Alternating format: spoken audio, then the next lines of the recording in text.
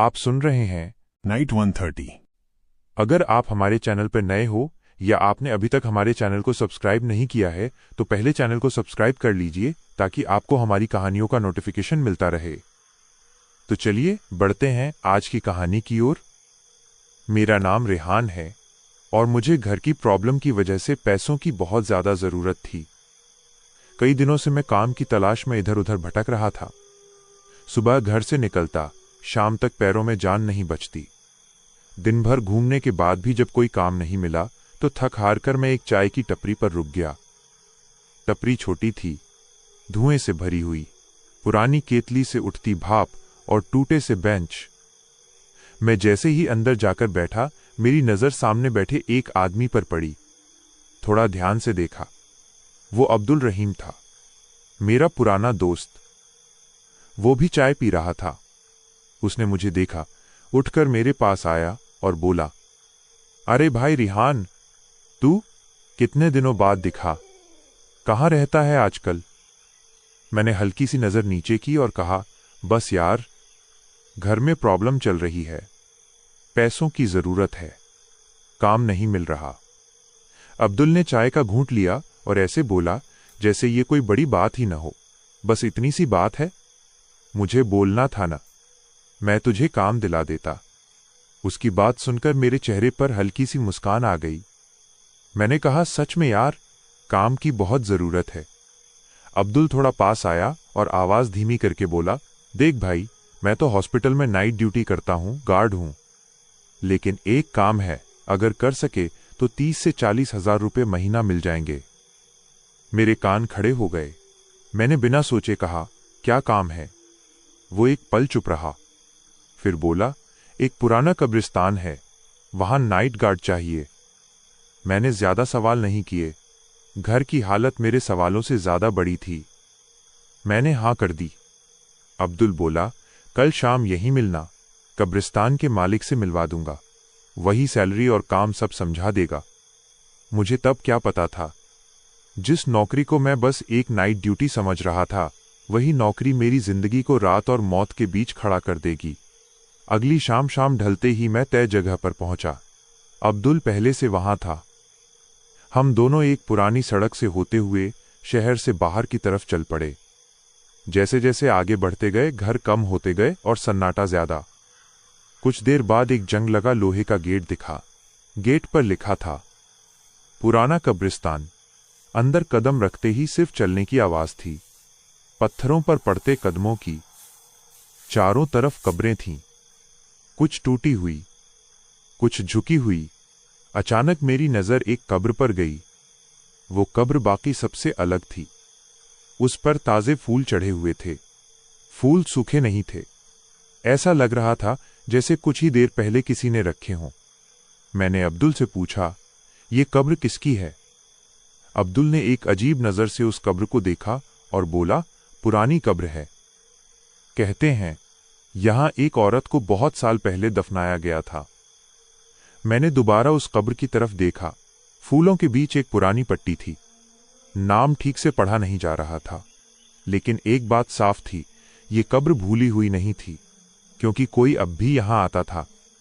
उसी पल कब्रिस्तान के अंदर से किसी के चलने की आवाज आई, धीमे, साफ, पत्थर पर पड़ते कदम। मैंने पीछे मुड़कर देखा तो सामने से कब्रिस्तान का मालिक आ रहा था।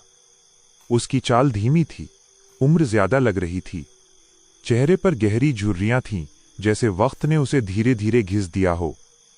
वो हमारे पास आकर रुका, एक पल मुझे ऊपर से नीचे तक देखा, फिर भारी सी आवाज में बोला, तुम्हारा नाम क्या है?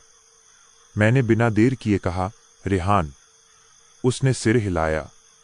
ठीक है, रेहान। उसकी आंखें कब्रिस्तान की तरफ गईं, फिर वापस मुझ पर आकर ठहर गईं। वो बोला, काम आसान है, लेकिन नियम बहुत जरूरी हैं।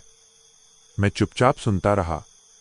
उसने धीरे धीरे कहा, तुम्हें रात की ड्यूटी करनी है, लेकिन याद रखना, तुम कब्रिस्तान के अंदर नहीं जाओगे।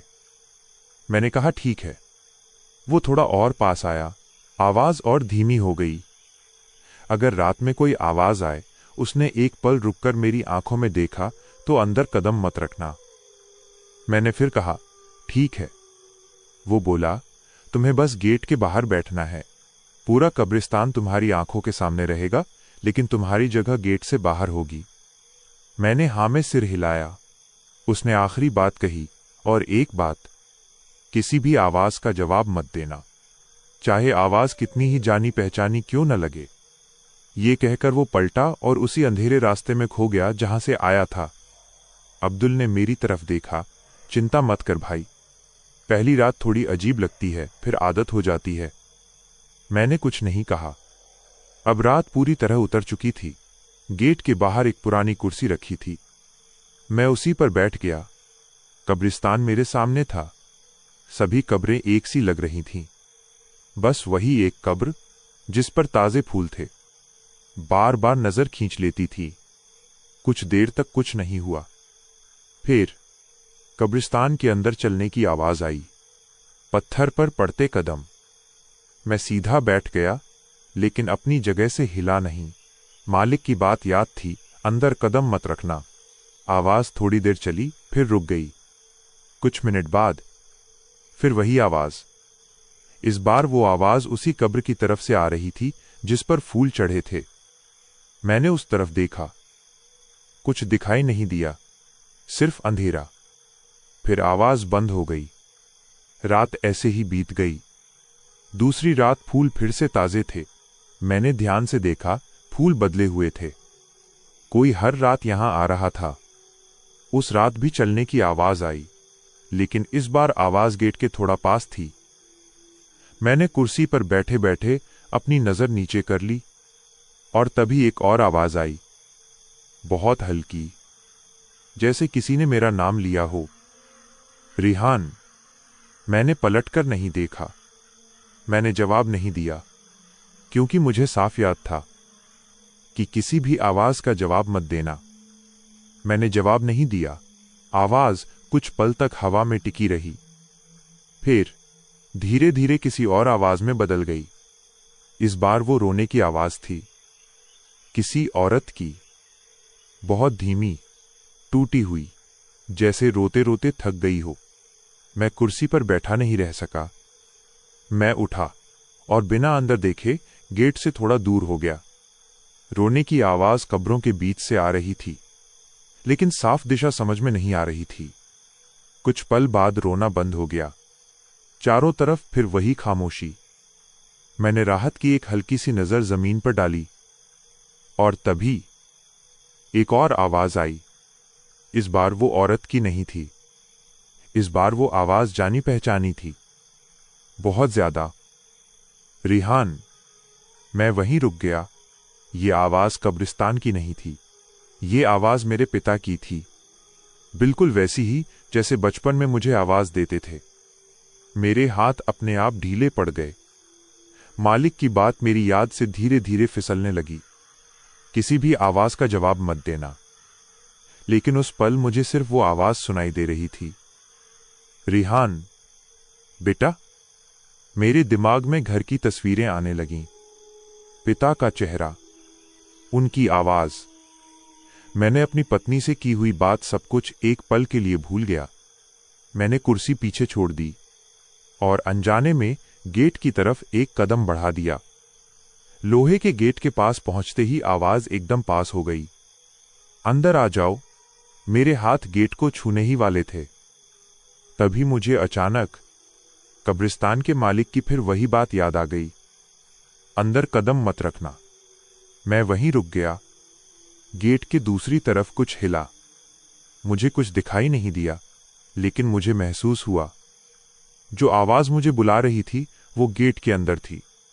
मैंने पीछे एक कदम लिया। आवाज एक पल के लिए खामोश हो गई। फिर बहुत धीरे से उसने कहा, तू मुझे पहचानता नहीं। मैंने कुछ नहीं कहा, मैं बस पीछे हटता रहा। और तभी कब्रिस्तान के अंदर से फिर वही औरत के रोने की आवाज आई, इस बार और तेज। मैं समझ गया, ये आवाजें मुझे अंदर खींचने के लिए थीं, और अगर मैंने एक भी कदम और बढ़ाया तो मैं गेट के बाहर नहीं रहूंगा। अगर चाहो अगले हिस्से में मैं दिखाऊंगा वो औरत कौन थी, पिता जैसी आवाज क्यों आई, और पहली बार मैंने नियम कैसे तोड़ा। तो दोस्तों आज की कहानी में बस इतना ही। तब तक के लिए जय हिंद।